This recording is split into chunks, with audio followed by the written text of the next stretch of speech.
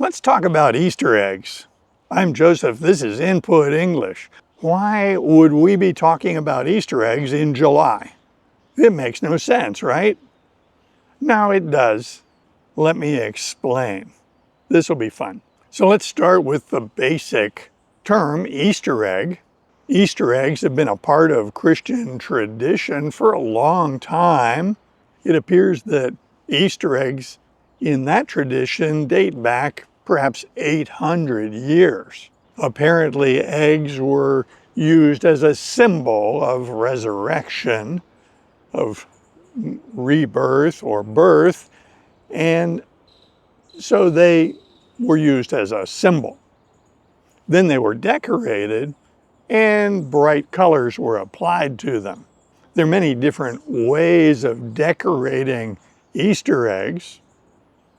In the United States, they tend to be boiled and then dipped in various colors of food grade pigment, that is food coloring, and then you wind up with eggs with all different colors.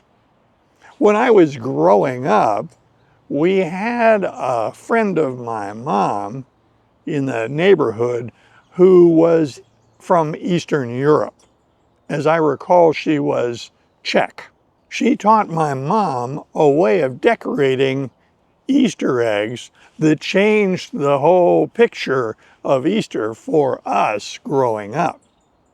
We still had colored eggs, but using this method, my mom made all sorts of designs on these eggs. In short, the method is really simple. You need a pencil with an eraser on it, because that's the handle. You need a straight pin with a small head on it, just a regular straight pin that you would use in sewing. And you stick the straight pin in the end of the eraser. That straight pin is your stylus. It is the writing instrument. It's smooth. You don't use the pointed end because the pointed end is embedded in the pencil eraser. It's in the handle. So you have this smooth, relatively small pinhead. Then you melt some candle wax, some paraffin, and you dip this little tool that you've made into the wax, and then quickly apply that wax with strokes onto the egg, onto the white undyed egg. You can make all sorts of patterns. You can draw flowers, geometrical shapes, lines, circles. There's no limit to what you can do with the wax. The wax prevents the food coloring from staining that part of the shell. It excludes the food coloring from that area. Any place on the shell that is not covered with the wax is dyed whatever color you choose. So once my mom learned this technique, all the Easter eggs were elaborately decorated in this Central European or Eastern European style. Traditionally, regular Easter eggs that have been colored are hidden, and then children get to try to find them. In addition to boiled eggs that have been colored, frequently the children are looking for plastic eggs that contain candy or brightly colored foil wrapped chocolate eggs. An Easter egg hunt is when eggs or candy are hidden so that children can try to find them.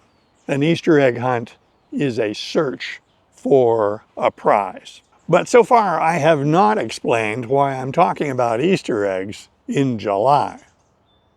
Easter was back in April, as I recall. In the 21st century, popular culture has picked up the term Easter egg and has used it for a new meaning. It is derived from the old tradition of hiding Easter eggs for children to find them. The new use for the term Easter egg is to indicate a hidden message, image, or feature in software, videos, video games, or books. Easter eggs, in this sense, are a clever way to get one's audience engaged and thinking about what's going on. They're trying to find these Easter eggs. As they become aware of these hidden features or hidden messages, perhaps hidden images, they start looking for them, and it becomes a game. It's entertaining for the viewer. The term Easter egg, in this sense, is different than product placement. In films and videos, it is common to have products shown in that medium. It is common for advertising to take the form of product placement, that is, displaying a product in a film or video. But that product that they are showcasing is not hidden. It is in plain sight, it's obvious, and the purpose of it is advertising. They're promoting that product. Easter eggs take a little bit more work for the viewer to find. There's more of a game involved. The reason that is important is the human mind loves games. So by placing Easter eggs in some sort of medium, our mind is naturally engaged. On the Input English channel, I use this nearly every day. If you search the internet and look at videos that discuss language learning, it is common for the advice that you find to suggest that you should just learn the 1,000 most common words and you'll be good to go. It'll be fine. Just learn those first 1,000 words. That doesn't work out very well. Learning only the common words neglects the richness of the language.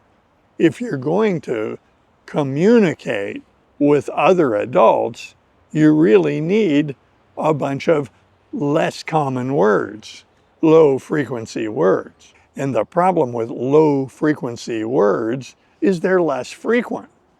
If we are using input to acquire this vocabulary in context, but we never see those words because they're rarely used, then we would conclude that it will take forever to learn those words. Never fear, there is a plan here. When I create videos for the Input English channel, I use common everyday speech. I speak clearly. I don't use a lot of slang. The content is suitable for all audiences. So far, so good. Most of the words, phrases, expressions that I use are fairly common in English, but every video I endeavor to salt in some expressions that are a little less common.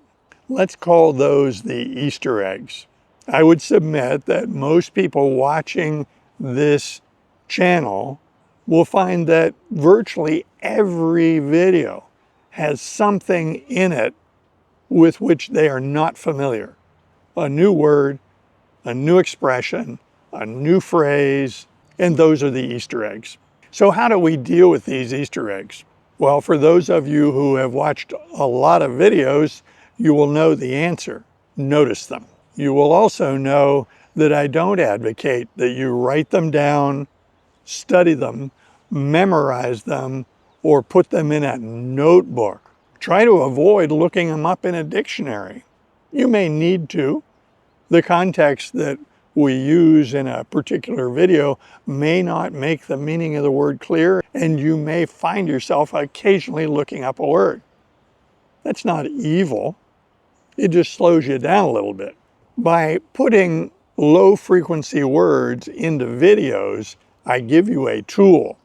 Instead of writing it down, memorizing it, filling up a notebook, just repeat the video.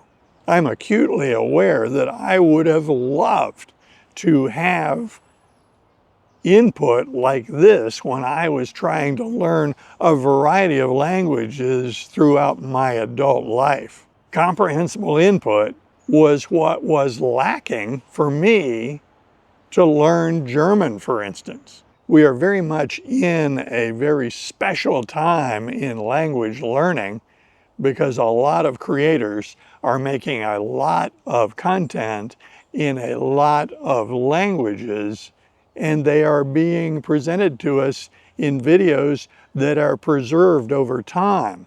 We can download them, or we can just go back to YouTube and find them again if we choose. The magical thing for us, the language learners, about videos and podcasts is we can repeat them. When you repeat a video, all the low frequency words become much more frequent because of the repetition. So this is why I put Easter eggs in my videos.